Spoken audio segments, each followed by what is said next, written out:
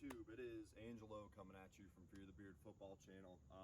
Today I'm going to be wrapping up my predictions video segment or series by doing the NFC West today, and then after that I'm going to continue on with the playoffs. So we all know I started this probably about 4 months ago, so this is kind of like my first wave of predictions. Obviously, as the year goes on, I'm going to change things up a little bit. It's a completely different NFL world from when I started doing the prediction series. So, things have definitely changed, but, I figure I got to wrap up this segment, and then the next time I do it, I'll pump it out a little bit quicker. Let's get into it today, though. First stop is going to be the Arizona Cardinals, guys. This is a team who I feel like had a pretty decent offseason. Obviously headlined by the DeAndre Hopkins trade. If you can get rid of an aging running back in David Johnson and turn it into a young stud receiver and only have to give up, I believe, a second-round pick out of the whole entire deal, you've done a great job. So they go on ahead and get massive upgrades, and they honestly have right now one of the best receiving corps to ever play in the NFL. I think Christian Kirk is a great receiver. He's coming into his second year. Well, not great. He's a good receiver right now. He has the potential to be great. Hopkins, we know he's great. Fitzgerald, we know he's great. And then look at the depth that they have behind them. I mean, they've went out and spent capital in the draft the last couple seasons. Andy Isabella, Keyshawn Johnson, and then Hakeem Butler is also down there. So they've got a fairly decent squad over there on the offensive side of the ball. Kenyon Drake, they bring him in for a one-year prove-it deal, and I felt like the whole time with him in Miami, I saw the talent was there. Adam Gase just held him back for so long, so I was really happy to see Kenyon Drake move on from Miami. Granted, last year, he didn't have Kenyon Drake. I mean, he didn't have Adam Gase as his head coach in Miami, but still, my theories were confirmed that I felt like Kenyon Drake had the ability to be a true number one running back. So I'm very excited to see what he can do in his first full season in Arizona. They bring in Calvin Beachum at left tackle, and I like that because he's not a world beater. He's not like a guy that you can sit out there and try it out and be like, you're our true left tackle, but he brings a little bit of stability to a not so great offensive line. So that helps them out in those regards. Obviously, there's a lot better left tackles in the game than Calvin Beachum, but for what Arizona had last year, it's an upgrade. So they improved on that position right there. But also re-signing Budda Baker, that's going to help shore up their defense. They go out in this draft and they get Isaiah Simmons in the first round. So obviously this is going to be, I feel like they're going to complement each other. Budda Baker's a very good safety, and I feel like having somebody like Isaiah Simmons back there, I mean, this is a guy who can play linebacker, not Baker, but Simmons. Simmons can play linebacker, safety. I believe he's going to be a safety in the NFL. That's just my thought on it. But if he does, this is going to be a great tandem back there. So this is a team that I see having a little bit more success this upcoming season than they did the year before. I kind of went in the middle with my predictions with them. I feel like they have a shot to actually have a winning record and maybe push for the playoffs. So let's jump into Arizona, though, and so I can, let you guys know where I have them sitting at this year. I have them losing the first game against the San Francisco 49ers. I have them beating the Redskins and then the Lions, followed by a loss to the Panthers, and then another loss to the Jets. Then I have them beating Dallas, Seattle, and Miami. So through the first half of the season, I have them 5-3. This is obviously going to be a different NFL season due to COVID right now, but this is a team who has the same, head coach, quarterback from last year, a lot of the same players. They didn't really bring it. DeAndre Hopkins is really the only person that they brought in, but he's one of those type of players where he can be effective without having a full grasp of the playbook, just because he's so naturally athletically gifted that he's going to make a difference no matter what. So this is going to be a team, like I said, that will get better. I feel like the second half of the season, they're going to have a little bit of a drop-off because, they have a little bit tougher of a schedule heading into the second half of the season. And then this is kind of like where teams start to figure it out. And I don't feel like they're battle-tested yet. And usually when the battle-tested teams tend to fall apart a little bit towards the second half of the season. That's where the pretenders really start to show themselves, is what I say. When you get into that contender-pretender segment, it's always the second half of the season when you see that drop-off. And and I don't feel like Arizona's there yet. I feel like they're a year away from really making some noise. So, getting into the second half of the season, I have them losing to Buffalo, Seattle, and New England. I do have them beating the Rams, but losing to the Giants, the Eagles, and the 49ers. And then I have them beating the Rams again to end the season. So, New England really is kind of the only outlier game there. Maybe even the Giants. But I just, down the stretch, there's so many teams, in my opinion, that are going to be in the playoffs. Buffalo, Seattle, Philly, San Francisco. Those are 4 games right there. I do have them sweeping the Rams.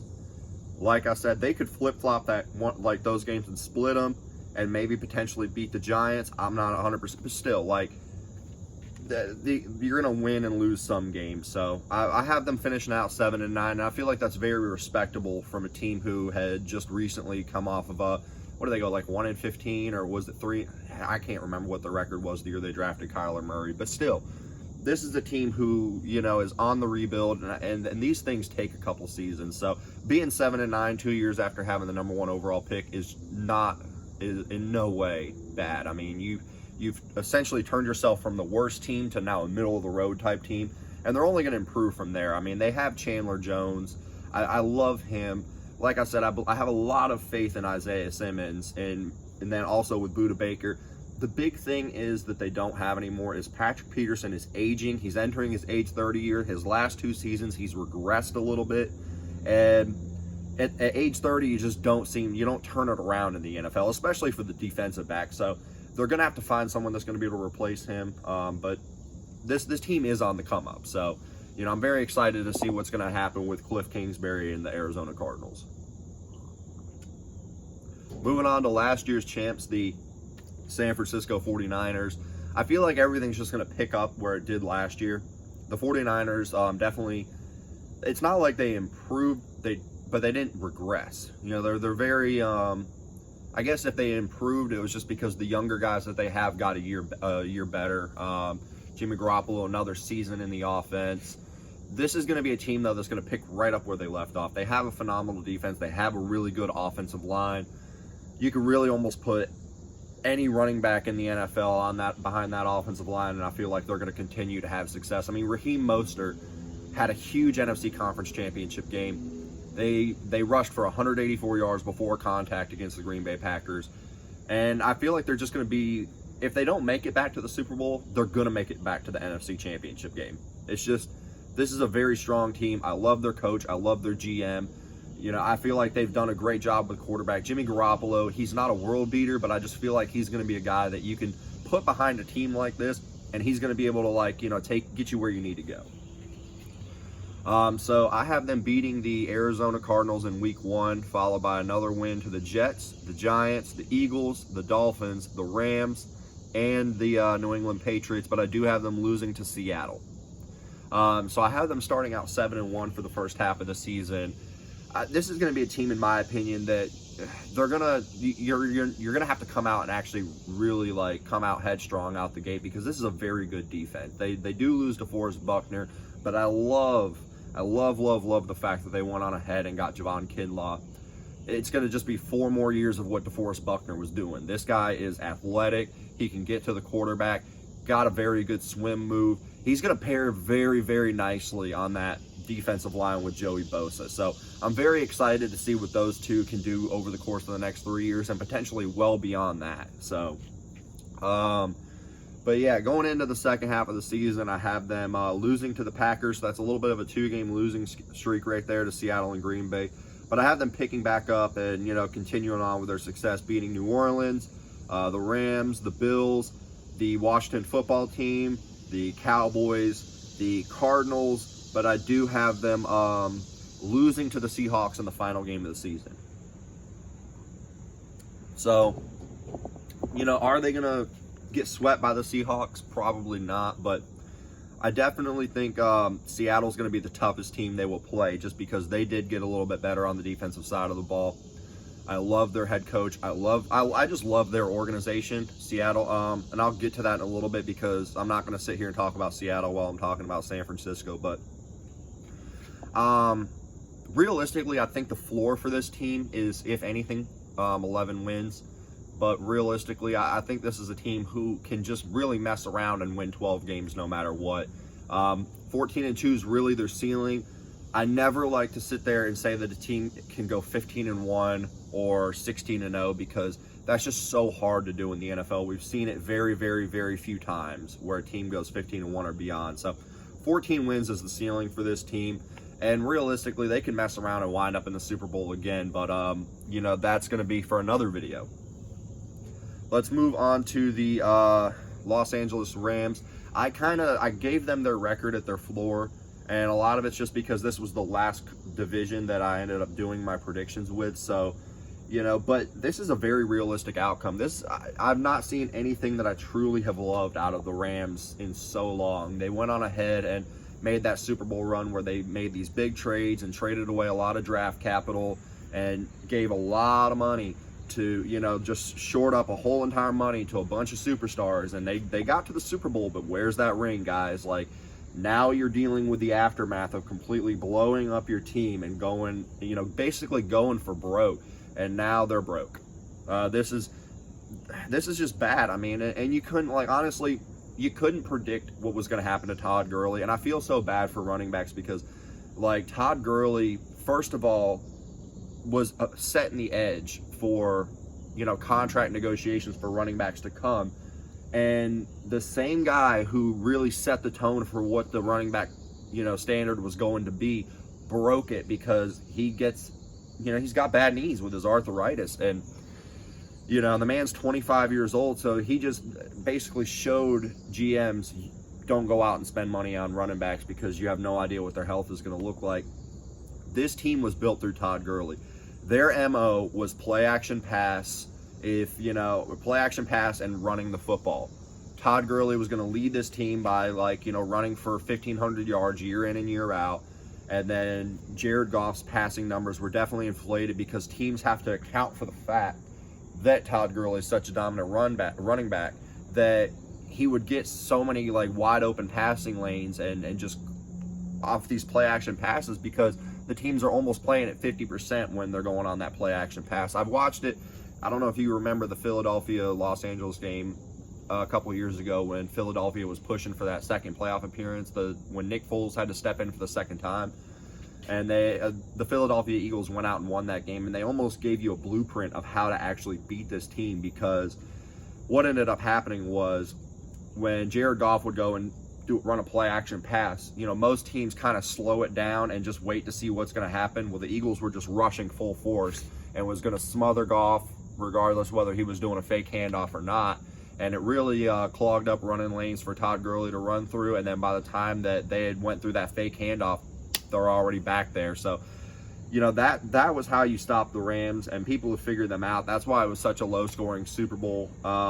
Same thing with the NFC Championship game when they when they ended up beating the New Orleans Saints. But yeah, guys, this is a team that I'm not impressed by them in any facet of the game. They've taken major hits on the offensive line. They've lost a lot of guys that they've paid big money for. Jalen Ramsey's really the true bright spot on this team. They lose Brandon Cooks.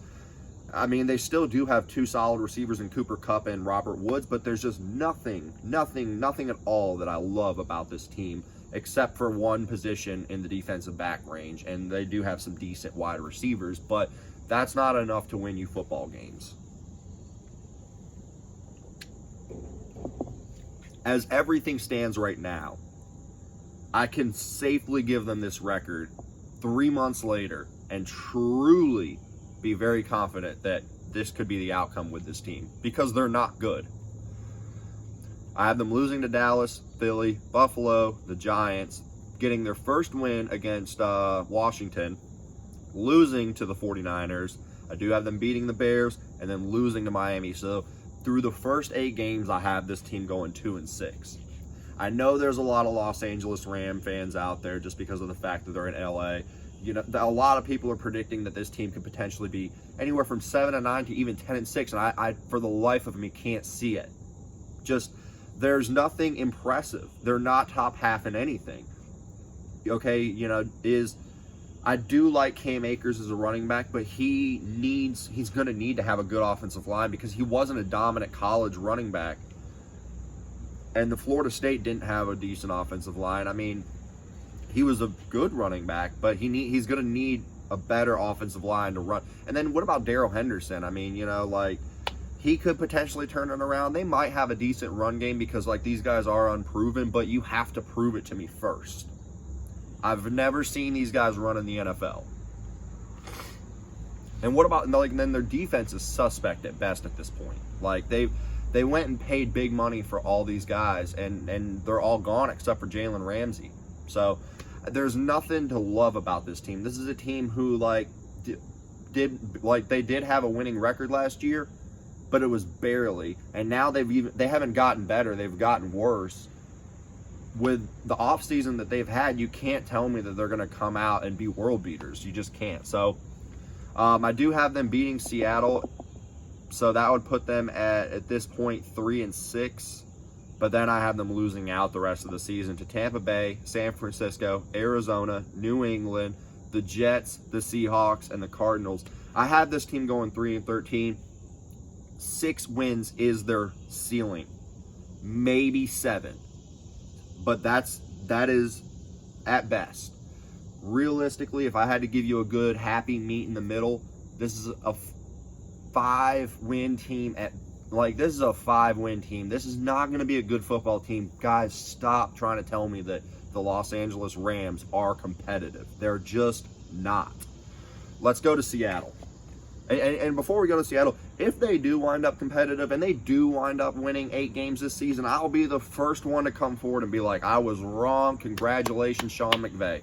And to put it, and real quick, it is not Sean McVay's fault. He is a very good offensive-minded head coach. This is just an awful organization at making critical decisions. What the Rams did, and I'm sorry for those weird noises. I just sometimes I'm talking and I don't know. But anyway, no. The Rams remind me of a child who is one of those what do you call them? Trust fund kids, so to speak, that when they become an adult and they're able to kind of go on ahead and make their own decisions and spend their money how they want to, they just go out and buy everything in the world. They're not a savvy team. They just go out and see a shiny new toy and they're like, ooh, I want that. And now you've given up everything in the world and you have nothing to show for it. Absolutely nothing to show for it. Now, I do think Jared Goff is a decent quarterback because quarterbacks like Jared Goff just don't grow on trees. That's not saying that he's a great quarterback, but I'm just saying that you can't find a guy who could potentially be a franchise quarterback just off the streets. So, good job for Jared Goff because he is, or good job for them because they do have their franchise quarterback, and it could be a whole lot worse, but he's Kirk Cousins at best. Let's move on to the Seattle Seahawks, though. We know that I love this team. I love their organization. I love their head coach, and I think Patrick Mahomes is the future, but Russell Wilson is the standard for your quarterback. And he should be because he's a smart quarterback. He's elusive. He has a lot of mobility, but he's looking for the pass. He's never coming in and being like, all right, I'm going to run. I mean, unless it's a design run, but those are so far and few between at this point of his career now that when he's running around, you're looking at him looking down the field. And when I'm watching him go through his progressions, it reminds me a lot of how Drew Brees would go through his progressions. You could see him when he's running around because he'll stop and he'll just survey the field for a little bit. And then he has that instinct of somebody coming and he'll just go back to doing what he was doing, but he's always looking for that pass. I've seen this man run 60 yards just to pick up 6 yards before on a scramble. And it was because he was solely looking for the pass, and then when all else failed, he safely picked up those 6 yards. So I love his mentality. I love how he approaches the game. I love his style of quarterback play. That's my ideal quarterback. I have them losing to Atlanta in the first game, followed by a win against New England, Dallas, and Miami. But then I have them losing to Minnesota and Arizona, followed by 2 consecutive wins to the 49ers and the Buffalo Bills. So through the first 8 games of the season, I had this team 5-3. This is a team who comes out the gate and stumbles a tiny bit. They never really, except for in their 2 consecutive Super Bowl appearances, they never really get off to a start where they're just like, you know, balls to the wall, like #1 team. Like ever since the Legion of Boom, this has been a team that has to, it's almost like watching the New England Patriots in the NFC, because what they'll do is they are trying to figure out all these new pieces that they had to rearrange and just figure out how it all works together. And the first half is almost kind of like, you know, exhibition style games of like what works, what doesn't. But then the second half of the season is when the Seattle Seahawks are like locked in, they know what they're going to do, and now they're going on their playoff push. Because Russell Wilson's a good enough quarterback that can help a team sustain while they figure out the rest. And that's what I truly love about Russell Wilson.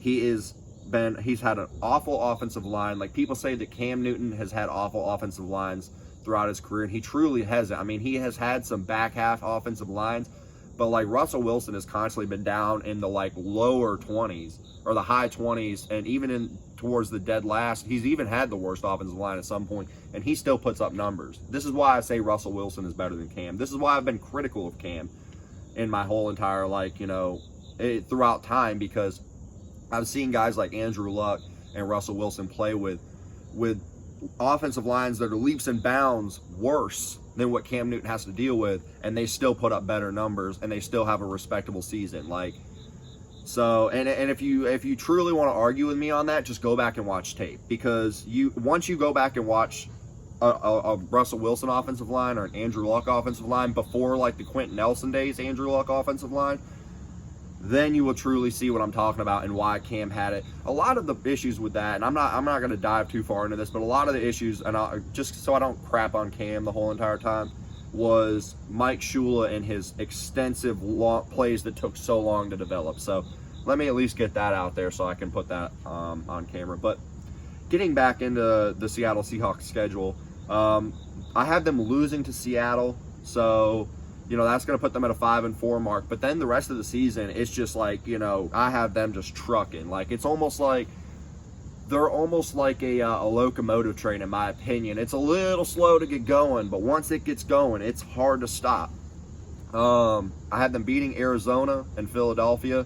I have them getting their final loss of the season to the Giants, followed by 4 consecutive wins to the Jets, the Washington football team, the Los Angeles Rams, and then the San Francisco 49ers. So I have this team going 11-5. And if you know, January football is where Pete Carroll's bread is buttered. By January, this team does not lose. It's so hard to do it. First of all, it's colder. They play in Seattle. They're used to those cold weather games, so they already come in with a slight edge. But this was a playoff team last year. You know, yes, they don't bring back Jadeveon Clowney, but I feel like the addition of Jamal Adams is an upgrade on their defense even without Clowney, just because Clowney is a game changer in the pass rush game, and that is it. But he's absent sometimes. He's not as consistent as he could be. Jamal Adams is like a guy who is going to play 99% of your defensive snaps, and on every single play, he's going to give it 100% effort. He is a game changer and a game record. He's going to solidify that defense more than what Jadeveon Clowney could do, and he's going to do it for a lot longer, because safeties can last in the NFL. A pass rusher is going to, you know, like by your age 30, 32 season, you're not really good anymore. Jamal Adams has probably till he's about 32, 33, 34, but he's younger than Jadeveon Clowney. So this team could potentially turn it around and have another phenomenal defense in just a couple years with this acquisition. I love what they did in the offseason. I love their organization. This organization, if you want to mold your team after someone, mold it after the Seattle Seahawks, because they went on ahead and got the smartest quarterback, and now they have, in my opinion, one of the smartest defensive players in the NFL right now. And this guy is only, I think Jamal Adams is only 24. This guy is going to be good for the next 10 years. Plus, they have Bobby Wagner. It's going to be so hard to pass on this team. It's going to be so hard to run on this team. Jamal Adams has made their defense so much better. I'm very excited to watch this team. I'm very excited to see what's going to happen with Jamal Adams and the Seattle Seahawks for years to come. But yeah, so as it stands, I have the 49ers repeating as division champs. going 13-3, followed by Seattle at 11-5. Then I have the Cardinals being very competitive with a 7-9 record with the potential to win 10 games. But then I have the Los Angeles Rams rounding out the bottom at 3-13 with the potential to win maybe 6 games. But as it stands right now, the 49ers are going to be your 2020 NFC West Division champions. So I'll be doing another video. There's been a lot of news coming out recently about, just certain players. We all know Leonard Fournette. We all know Alvin Kamara. So I'm looking to bring in Brad for another video in the next couple days. I won't be doing it tonight because I do have a fantasy football draft going on. So, very excited about that. But maybe tomorrow I'll be filming something with Brad to kind of talk to you about what's currently going on in the NFL. And then after that, we're going to start with our playoff series. So if you enjoyed this video, guys, please, hit like and subscribe. Make sure you turn that bell notifications on. It's been great doing this video this morning before I go to work, and I can't wait to pump out another one for you guys. Y'all have a great day. Stay Rona free.